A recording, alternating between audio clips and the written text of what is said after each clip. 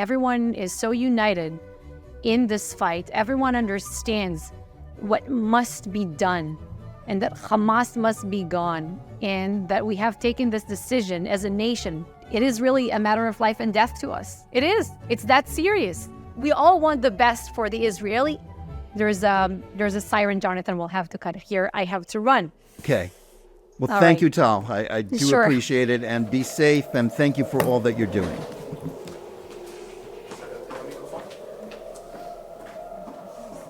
Hello, I'm Jonathan Tobin, editor-in-chief of the Jewish News Syndicate, JNS.org, and you're listening to Top Story, a weekly podcast where I analyze the most important stories happening in Jewish news around the world. Each week, I will break down politics, foreign policy, and culture to provide insights into what is going on behind the headlines. Hello, and welcome to Top Story. Thanks for joining us. We're continuing our JNS coverage of the war on Israel that was launched by Hamas on October 7th with a conversation with Tal Heinrich, a veteran Israeli journalist who is normally based in the United States, but who has returned to Israel to take on the job of the spokesperson for the Prime Minister's office during the current conflict. But first, I want to remind you to like this video and podcast, subscribe to JNS, and click on the bell for notifications. I also want to remind you that you don't have to wait a full week for more Top Story analysis.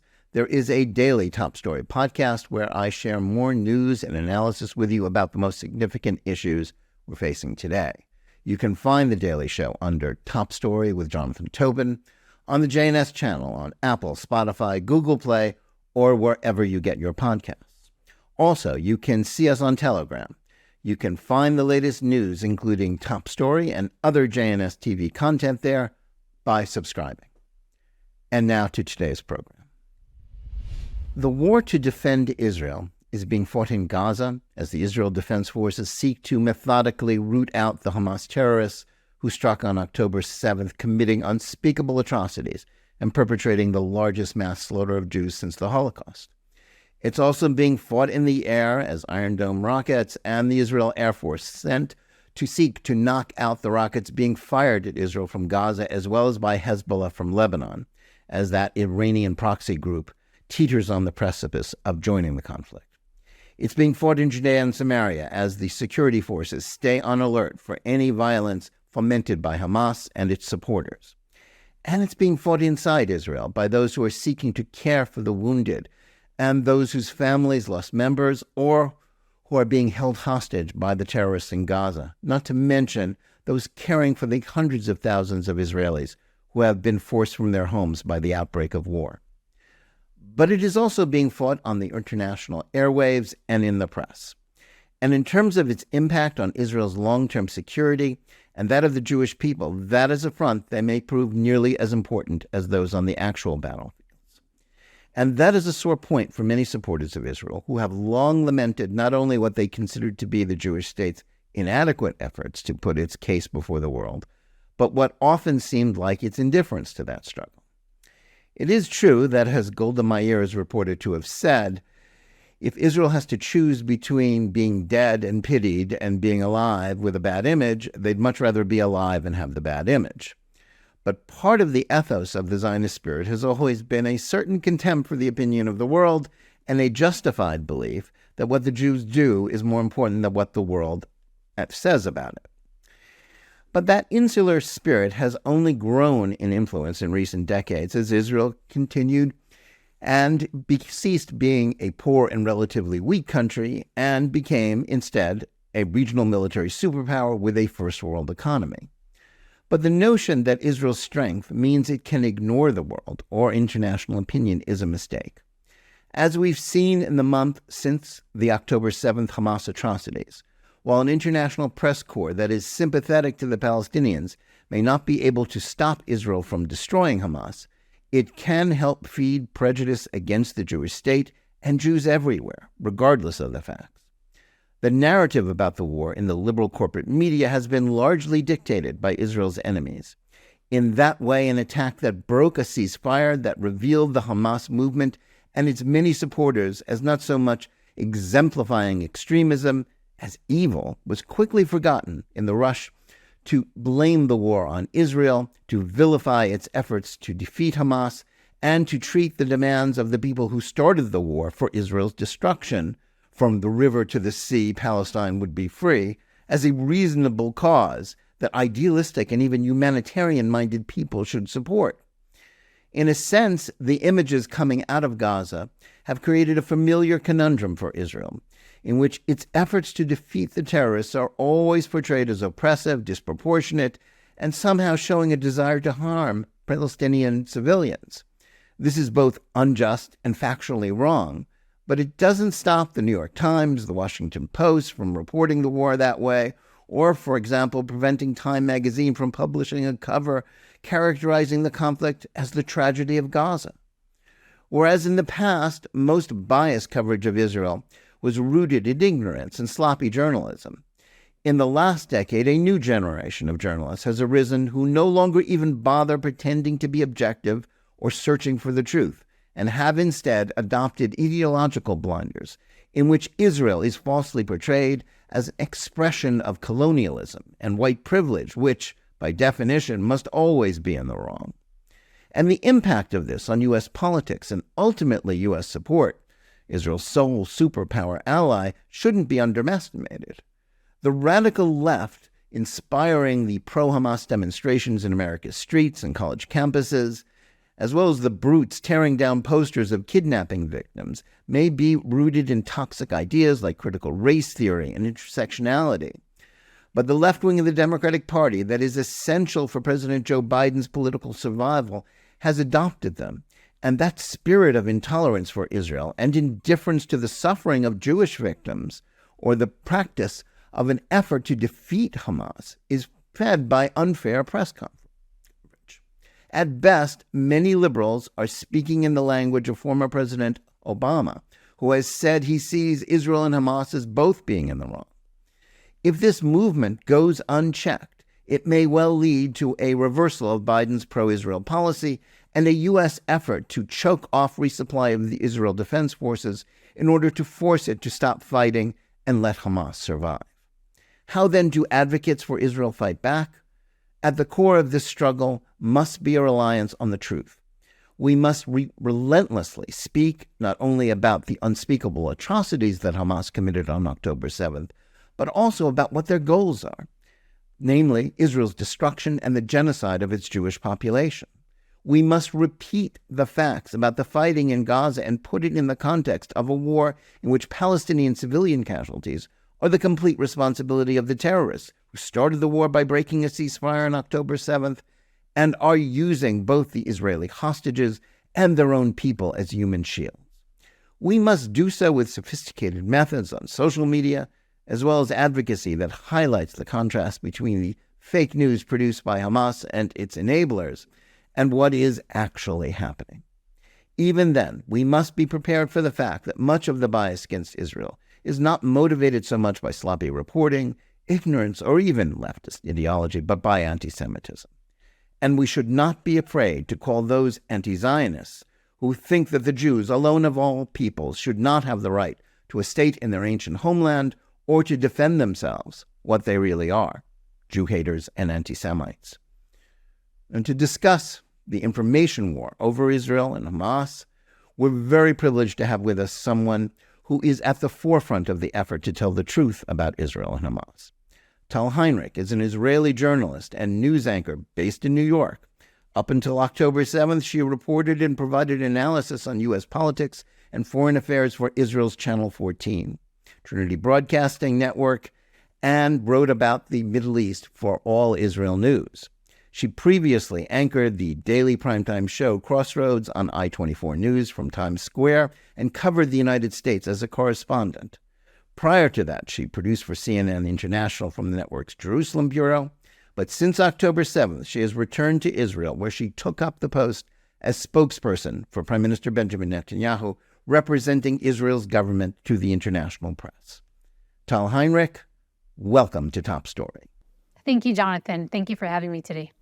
Tal, thanks so much for taking the time to join us. I know what kind of pressure you're under as a spokesperson for the Prime Minister. But before we talk a little bit about the issues and what you're doing and the battle for international opinion, Why don't you tell us a little bit how you came to this position in the aftermath of October 7th and what had to be, as was for every Israeli and Jew, a deeply emotional experience reacting to the atrocities and your decision to join this important struggle for Israel's existence at a time when everyone working with you has to be operating under tremendous strain of the ongoing war. That's right, Jonathan. So you know me. You've known me for a long time from the media industry. We used to, talk together in different capacities, on air, off air, in different programs. But I got called up and I showed up. I live in New York, and when the October 7th massacre happened, I just took the first El Al flight, and I came here, and I've been in Tel Aviv ever since. And I'm just doing my part where I can, play the best role needed right now as part of the national effort, speaking to international media, explaining Israel's position, and delivering what we want the world to know. From the Prime Minister's office position and from the National Directorate here, right behind me, you can see the sign, the Public Diplomacy Directorate under the Prime Minister's office. So I'm speaking to you in this capacity now, even though we've had different conversations about the region, about Israel, about Jews and anti-Semitism in various capacities before. But I can tell you that it has been a challenge so far. First, arriving here, and I discovered a nation in mourning, a nation still trying to grasp what transpired here. The numbers are staggering. Every person is an entire world, as we say in Judaism, and we're talking about 1,400 lives that have been lost in the most brutal ways possible that one could imagine. And the nation has changed. Nobody is the same as we were on October 6th. Everyone changed, life priorities, political ideologies. Things have changed, but I can tell you what I haven't seen here. I haven't seen despair in Israel, Jonathan. Everyone is so united in this fight. Everyone understands what must be done and that Hamas must be gone, and that we have taken this decision as a nation, not only as a government, although we have a unity government representing the public sentiment here right now, but every person in this country has taken this decision that Hamas can be no longer, that we will no longer live next to a crazy, bloodthirsty terrorist enclave, a terror base. Yeah. Now, as a broadcast journalist, you're used to being in the public eye, but in the last month, you've become one of the most recognizable voices of Israel to the English-speaking world. What has it been like to throw yourself into this struggle, facing, obviously, an often hostile international media and the need to balance your obligation to correct the mistakes and often the bias against Israel with the overarching need to persuade both journalists and their audiences to listen to the facts about this war? Yes, well, it's a different capacity. It's a different role than what I've used to do, which is to report. Now I feel like I'm reporting, but I'm reporting the story of Israel, the story of my people. And I think that I feel that I'm honored to do so in such an important time period. It's an inflection point in history, as President Biden called it.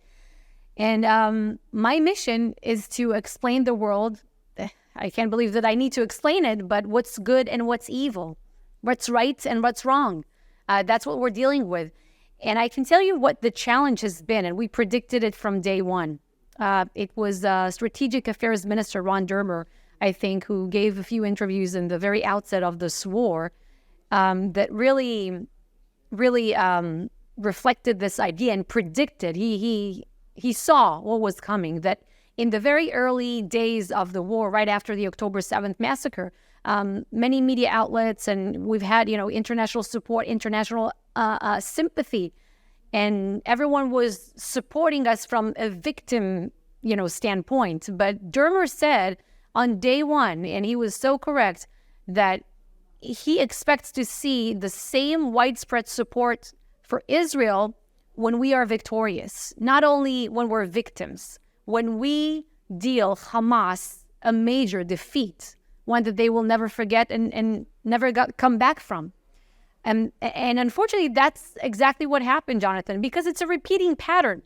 If you remember, we've had, past wars in this country, And also as the Jewish people, this is usually the pattern that when Jews are the victims, they get the world's sympathy. When Jews fight back, that's when we need to start explaining ourselves. Yeah, now anti-Israel media bias is, as you say, nothing new. This has been a struggle that some American Jews have actively engaged in since the 1982 Lebanon War. But in my opinion, it's changed a bit in the last decade as we've gone from a media that was often ignorant about the history and the facts about Israel and the Palestinians to one that thinks it understands the conflict through the prism of intersectional ideological blinders, which falsely identifies the Jewish state as a white oppressor of people of color. In your opinion, what is driving most of the bad coverage of Israel and the willingness to adopt the Palestinian narrative about their victimization, in which the Jewish state is the villain? Is it ignorance, or is it ideology, or just plain anti-Semitism that sometimes is to blame for this? All three above. Really. Ignorance is definitely out there. And I think social media is really bolstering that in an insane way. Again, I'm all for freedom of speech, every freedom of speech, because I want to see these people. I want to know who they are, what exactly they're saying, and if we don't see them, then how can we address them? How can we call them out? But social media definitely amplifies this problem. Anti-Semitism plays a huge factor. Sometimes, people, and we see in some of these protests, not only in the United States, but also in Europe and other places across the Middle East, we see that anti-Semites are disguising their anti-Semitism behind Western terminology, twisting it in a way, I shouldn't be telling you that, you know that, but and sometimes the anti-Semitism is just in your face with the slogans, with the chants that we see, from the river to the sea, globalize the Intifada, genocide for the Jews, or, there's the sentence in Arabic, it's a khaybar, ya Yaud, Jaish Muhammad Sayaud. It means it's a calling for the killing of the Jews based on a Quranic precedent from the times of the Prophet Muhammad. So this is pure anti-Semitism, not hiding behind masks like we see in other places, especially in the Western world, unfortunately. And there's so much ignorance. People really don't know the history of this place. People deny the right of the Jewish people for their own homeland, in their ancestral land, in the biblical heartland of Judea. There's a lot of ignorance out there. Yeah. Now, for decades, Israeli governments have been criticized by some of their American supporters for being indifferent to international opinion or having an inadequate response to anti-Zionist propaganda. How, as you've sort of been the sort of the spear, of the tip of the spear of the information war for Israel, how has Israel tried to upgrade its information efforts in this current war? And how would you evaluate the resistance within mainstream Western media outlets to the message you're trying to get out to the world? So first, right now we're focused on what's happening on the ground and what happened to us on October 7th and delivering this information. And but you're talking in the long term, not only in the short term. So I think what we have discovered during this war will stick with us for a very long time, and we will have to address it not only in the anti-Semitism and the ignorance that we just talked about. We'll have to address all these issues not only during wartime, but also after Hamas is eliminated, because this anti-Semitism, let's face it, and the ignorance, it was there before October 7th, it was there during October 7th, it's there now, and it will stay thereafter, maybe even double itself, triple itself. We have, right now we're focused on conveying this message, which is to normal people, to civilized people, it's a no-brainer that Hamas must be gone. But somehow we still need to explain this position, as you can imagine. But we will have to continue doing so and taking it to the next level of really countering and refuting all these conspiracy theories, all these myths, all these misconceptions, all these historical inaccuracies that are blatant. And you see them all over the place, even the especially denial on of social the media. October 7th atrocities, right? Even the denial. It's a Holocaust level denial. And it's crazy. And we're putting out the information. We are arranging these big screenings of the film of horror, this 45-minute horror movie that we, video footage that we have compiled, also from Hamas's own footage. They were boasting about it. They were live streaming it. They sent WhatsApp messages with videos to family members to show them how they are dismembering or raping, killing, butchering their loved ones. This is sick. It's absolutely sick.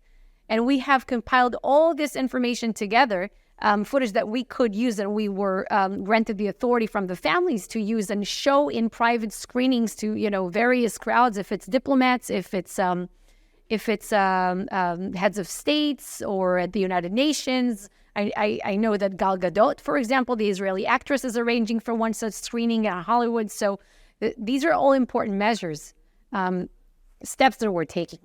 Yeah. Now, there are those who will say that Israel can never really win this battle, since supporters of the Palestinians can just show the suffering of the Palestinians in Gaza, and that's always enough to convince people who don't know their history to side against Israel. We've heard this since the conflict was depicted as one between rock throwers and tanks in the first Intifada. But do you think the atrocities of October 7th have helped change that? Or did the speed with which the media flipped the narrative to one about bombing Gaza from the atrocities shows that Israel is always going to be unfairly criticized? I sure hope so, because otherwise I don't know what it takes. I really don't know what it takes. There are some media outlets out there still referring to Hamas terrorists as militants and so on. And you see the language on social media, sometimes people calling them freedom fighters. And you see the chants that they're chanting in some of these protests against Israel and for the killing of the Jewish people, which is simply insane. We cannot accept it. Once Hamas is gone, I really, really hope that we will be able to amplify some different voices from amongst the Palestinian people, because right now they're not in liberty to speak. They will face the consequences, of Hamas if they step out of line and if they say a message that they don't want them to say. And we know that there are voices of this kind. Not saying that they're supportive of Israel, but they are 100% aware of the brutality of Hamas, and they're more pragmatic, and hopefully they would want new and different opportunities. But again, they should choose differently. They have to understand that terrorism is a dead end, and it's unbelievable that in the Western world, and not only in when we come to talk about Hamas, but also other terrorist organizations and other terrorist threats, we still have apologists for terrorism. Yeah. Now, one of the problems that Israel faces in media coverage is an unwillingness on the part of many in the West to actually believe the truth about the intentions of movements like Hamas and Palestinian Islamic Jihad. And as we heard just this week from former President Barack Obama, a belief that the sophisticated approach to the conflict involves casting blame on both sides. But is it possible to get the message about the stakes in this conflict, which is basically, as you say, Israel's existence, while the videos from Gaza are still playing? Well, you know how the Prime Minister referred to this war. He called it Israel's second war of independence. And it is really a matter of life and death to us. It is. It's that serious. And unfortunately, I don't think that every person, not even in the Western world, understand that. And that's our mission. That's why we're here, to convey this message. And that there's no both-sidism. There's no, this terminology doesn't fit of cycle of violence and both-sidism. And it just doesn't fit. So that's what we're here for. Me and my colleagues, Mark Regev, Elon Levy, we've been here for 30-something days now, trying to explain the world, the truth. Now, how concerned do you think Israelis, and obviously, you're there with the leaders, you're conveying the information, and obviously Israelis are focused on what's happening to the troops, what's happening at home. But part of the story now is the surge in anti-Semitism in the United States, as well as throughout the world. How are Israelis reacting to these news? I mean, we're just speaking the day after a Jew was killed in Los Angeles by a Palestinian protester when he spoke up for Israel. Right, Jonathan, that's unfathomable. And I can tell you that Israelis are following these news and they are hurting them just like American Jews. And we know, by the way, we feel it. We know it, we hear about it, and we receive the support of American Jews. And we know that you have been experiencing the October 7th massacre with us. And we know that every time we run to shelters, trying to hide from over 9,500 rockets, we know that in spirit, American Jews are running with us to these shelters. We are together in this. We're united in this, and we're arm in arm to defeat this, to prevail, as we did so many times before and throughout our history. But and same goes for anti-Semitism and all these incidents happening in the United States. I mean, I'm hearing from synagogues about crazy security and about protests outside, violent protests rather, I should say, outside JCCs and whatnot. And I'm receiving all this information. Just a few days ago, one of my friends in New York told me that she got spat on in New York City for speaking. Someone was hearing that she was speaking Hebrew to her 5-year-old son. So Israelis are feeling this. And and that's why we never take the state of Israel for granted. I know that American Jews are not. We will never be stateless and defenseless again. And again, we are in this together. We are simply in this together. This is our fate. We need to understand it. We need to process it. We need to be able to convey it to the world. And we are very determined on this side of the pond. I know you are too. Yes. Now, at the forefront of this tragedy are the hostages. They're at the forefront also of the information battle here in the United States. But in Israel, it's a difficult balance between the overwhelming sympathy for the families, and they're determined to free the hostages, but also the need to destroy Hamas. That has to be, extremely painful for you and for everyone involved in this, and trying to strike the balance there between these two interests, which, are part of the same thing, but which sometimes can seem to be, in conflict. Not necessarily, according to what we are hearing here. We know that the ground incursion, our operations in Gaza, is actually something that advances both goals of the operation. One, of course, to eliminate the Hamas regime in totality as a governance body, as a military wing in the Gaza Strip, but also to bring our sons and daughters, the hostages, back home. We are in a better position right now than what we were 30 days ago, I can tell you that.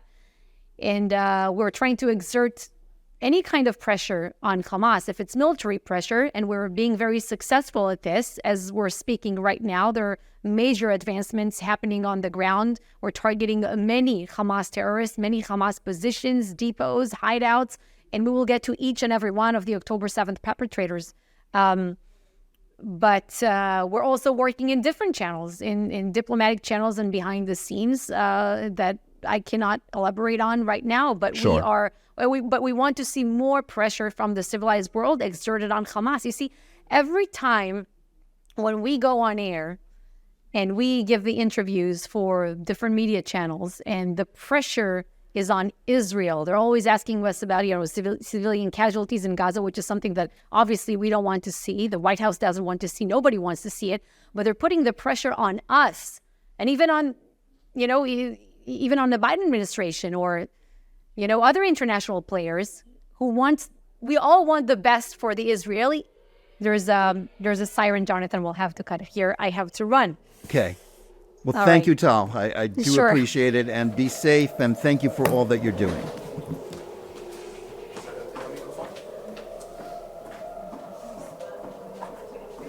Wow. Whew. Tal, thanks for getting back. We'll continue the interview after that brief pause. Now, before October 7th, it seemed as if Israel was sort of tearing itself apart over the debate over judicial reform and a culture war, left, right, religious, secular, Ashkenazi, Mizrahi. but has, and you mentioned this before, but amid all the suffering, this war has kind of brought Israel together in some ways, hasn't it? It has, 100%. And we have understood who the real enemy are. Not that we didn't know it before, but unfortunately we got a very sad, bloody, brutal, gruesome reminder of that. And I think that many Israelis are speaking in different tones right now about any kind of internal political debates that we may have, and we have them. That's our strength, you know. We are a Jewish and democratic state. But right now, we are very united because we're not delusional. If we are not united, it will be very difficult to survive this. And what never ceases to amaze me, Jonathan, is the fact that the ones who are hurting the most, the families who were affected by it directly, with their loved ones still being held captive in Gaza, or the families who lost loved ones or lost their houses and lost really everything. Somehow they're the ones who are giving us the most strength and the most hope, telling us to hold the head high and defeat them. We have no other choice. So I think as long as we see them and we hear them so strong and so united, you know, because the enemy that attacked us, Hamas didn't care who these people voted for. They didn't even care if they were Jews or Arabs, by the way. They killed Bedouins as well. They didn't care what, you know, if there were Christians or Muslims or, you know, Jews. Of course, they wanted to target Jews because that's what their charter calls for, the murdering, killing of the Jews. But when you face such a terrible enemy, it really reminds you what you're here for.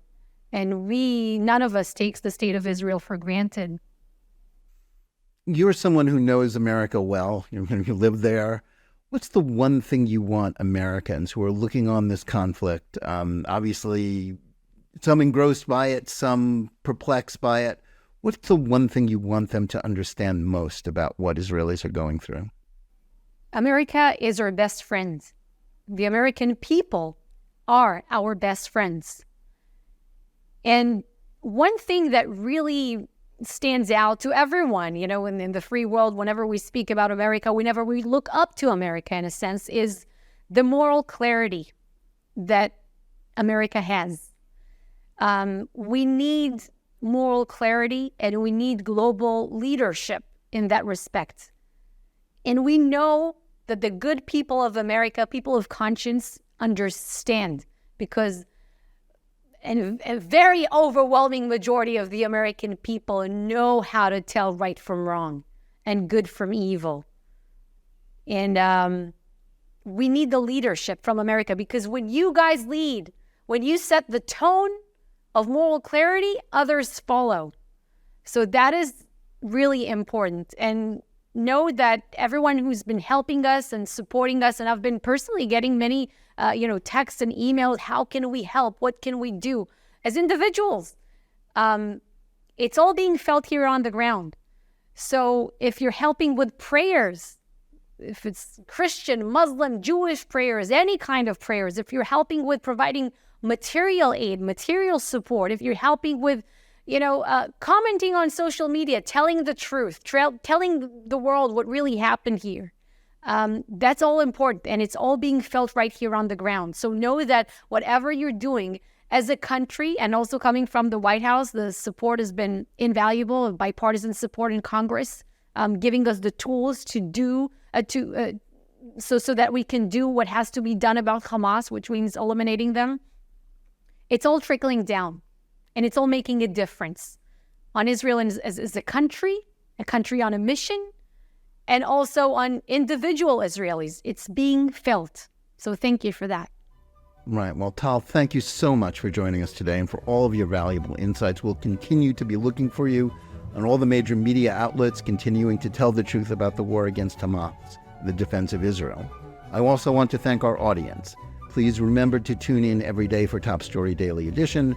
And whether you're listening to us on Apple, Google Play, Spotify, or any of the other podcast platforms, watching us live on Facebook or Twitter, or on the JNS YouTube channel, please like and or subscribe to Top Story, click on the bell for notifications, give us good reviews. Please write to us at editor@jns.org and let us know where you listen or watch the show and what you think about it. And remember, keep reading and thinking for yourself, and we'll see you again next week.